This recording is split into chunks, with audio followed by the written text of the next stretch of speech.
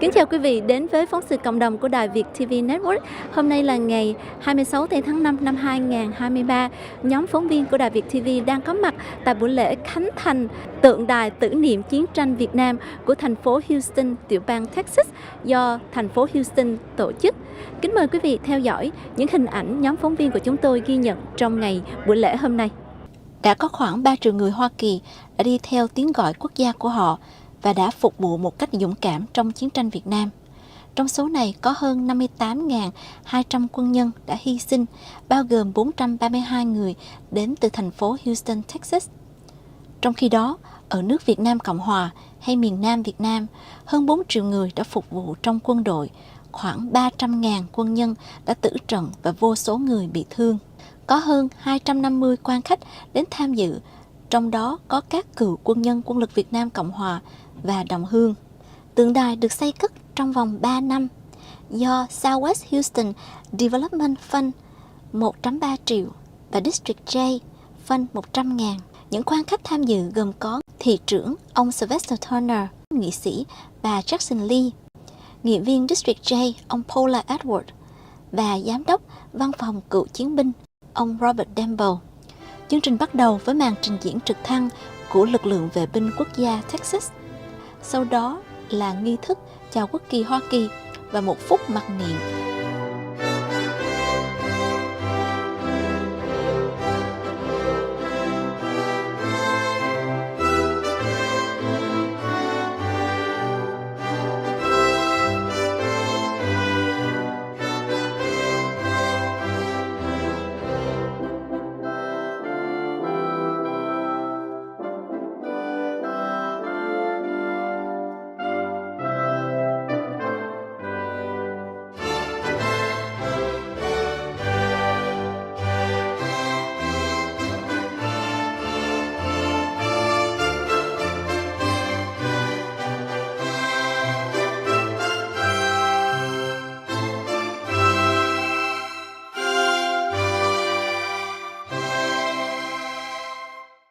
Nghị viên hội đồng quận hạt J của thành phố Houston, ông Edward Paula, tuyên bố lý do ông đã xây dựng tượng đài này.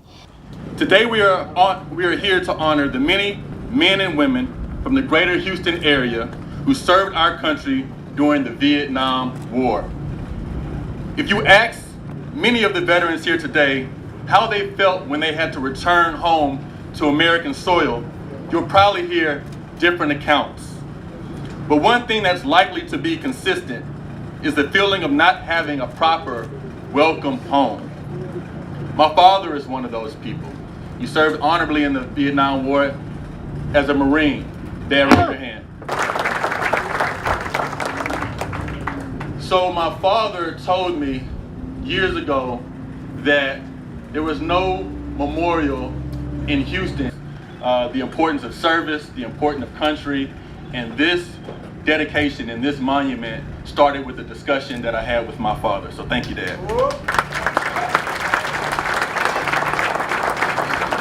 We also want to give tribute to the Vietnamese community, those who stood by our side, those who have been allies through this entire fight, those who made their way to Houston, those who then started a life here in Houston. Their story, their sacrifice, their pride, and their American dream is going to be also realized in this monument.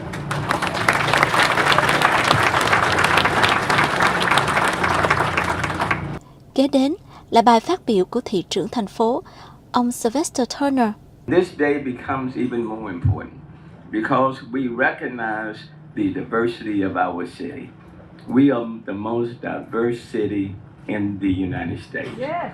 And what makes this day even more poignant is that in this district, as we unveil, showcase the Vietnam War Memorial, is the fact that there are a number of Vietnamese Americans who are living in our city, who along with American men and women who died, Vietnamese who died along with them and who fled their country to be right here and who have given so much to this city.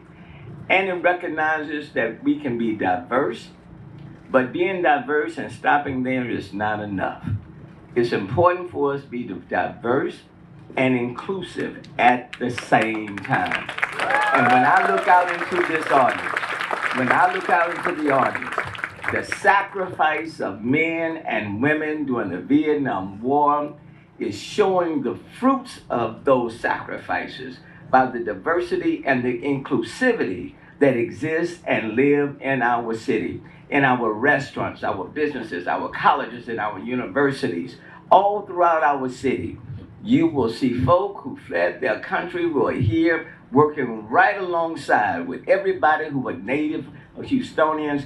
That's the beauty of our city, and that's what's so poignant about what we are doing today. So I want to thank you for being here. It's an honor to be a part of the first memorial dedicated by the city of Houston. And today in this city, we lift up every single person that sacrificed, was in Vietnam, whether they came back or not. We lift them up and we say thank you. Thank you. Thank you to each and every one. Thank you. You can do better than that. Let's thank every single one. Thank you, thank you, thank you.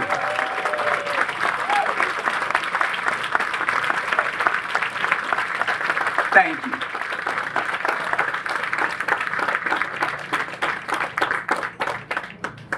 Through this commemoration, the city of Houston joins with all citizens of this great city to honor and remember our Vietnam veterans and their families for their service, their sacrifice, and their valor. For me, and almost 8 years of service, council member, this was a very special day.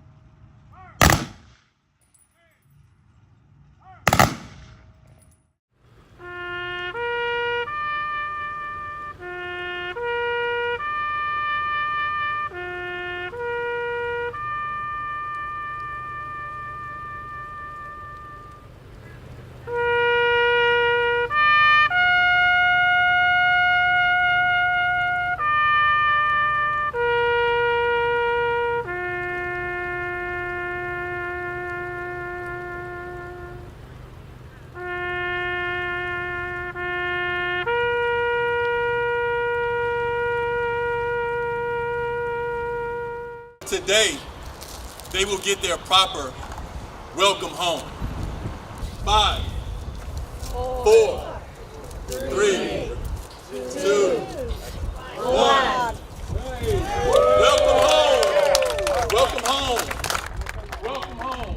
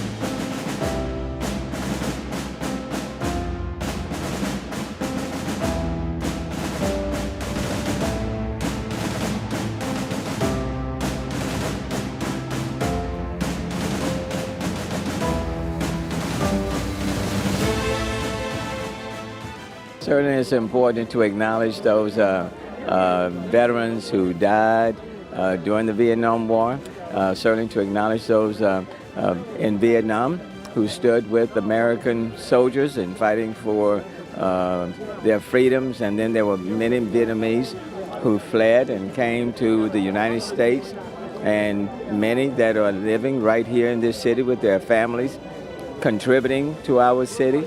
We have one of the largest Vietnamese American population right here in the Houston region, who are contributing to our city in many different ways. And as Mayor of City of Houston, I wanna thank the Vietnamese community for their support and their contributions to our great city. Would you agree to include and commemorate all the veterans who served in the Vietnam War rather than just American alone? Well, this is for the greater Houston area. We wanted to tell a unique story for those who are born here in the greater Houston area and be able to give them a proper welcome home to their home city. And so what you see here is a commemoration of that. It also speaks to those whose lives were lost from the greater Houston area, and then the contributions of the Vietnamese community. We have that story told as well. So how is because I've interviewed several of the men in service that served, Vietnamese who served during the Vietnam War, they feel exclusive. What are you saying to them? Well, we worked exclusively with many members of the Vietnamese community, Mr. Stephen Lee Sr. here, Mr. Stephen Lee Jr. and others who helped us get the language that would be fitting for the Vietnamese community. We're extremely proud of it. You can see that the Vietnamese flag is shown in a prominent color fashion on the front of the monument, and you can learn about the history of the contributions of the Vietnamese community on the monument as well.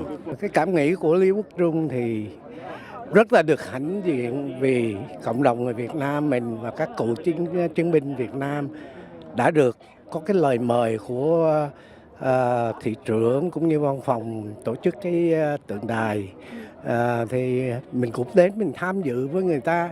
Tuy rằng nó có một cái là mình cũng không có vừa ý, tuy là chương trình của người ta nhưng mà có cựu chiến binh Việt Nam thì phải có chào cờ Việt Nam, nhưng mà nói đi thì mình phải nói lại, chương trình không phải của mình, cho nên mình đến tham dự là cũng là hãnh diện. Nhưng mà có nhiều người thì cho cái đó là không đúng, thì mỗi người mỗi ý, không có ai có thể nào mà làm vừa lòng tất cả đồng hương ở đây được. Đó là cái ý niệm của Lý Quốc Trung mà thôi. Người lính Việt Nam của mình tuy ở Houston nhưng mà cũng phải nói rằng thành phố cũng nhớ đến, nhưng mà chưa có một cái cơ hội nào chính thức vinh danh hay không? Đúng vậy, rất là chạnh lòng. Trong khi đó tượng đài thì có tên tất cả các cựu chiến binh Hoa Kỳ, rồi cũng có hình vinh danh các cụ tướng tá, nhưng mà khi mà có vinh danh thì phải nêu tên, phải đọc tiểu sử, thí dụ như vậy thì nó mới có ý nghĩa hơn. Đó là cái cảm nghĩ riêng của Lý Quốc Trung mà thôi. Xin cảm ơn dự thảo và đài VIETTV. Con biết cô cũng là một trong những người đã từng phải nói là giúp đỡ rất là nhiều thương phế binh ở Việt Nam Cộng Hòa. Cô rất là lòng với lại quân đội Việt Nam. Vậy thì cô cảm giác của cô như thế nào trong ngày hôm nay? Thật sự thì khi mình nghe tới chương trình này mình xúc động, bởi vì mình nhớ những người đã hy sinh cho đất nước, nhất là người lính Việt Nam Cộng Hòa trong thời đó phải hy sinh tuổi trẻ xương máu để mà bảo vệ cho màu cờ Việt Nam. Cho nên tuổi trẻ của mình lớn lên trong cái sự đùm bọc và hy sinh của những người thanh niên đó.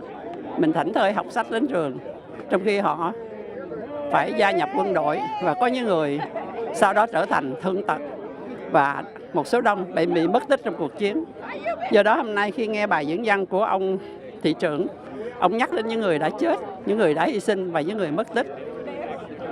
Đó là những người Mỹ, thì họ cũng đã sinh trong chiến trường Việt Nam.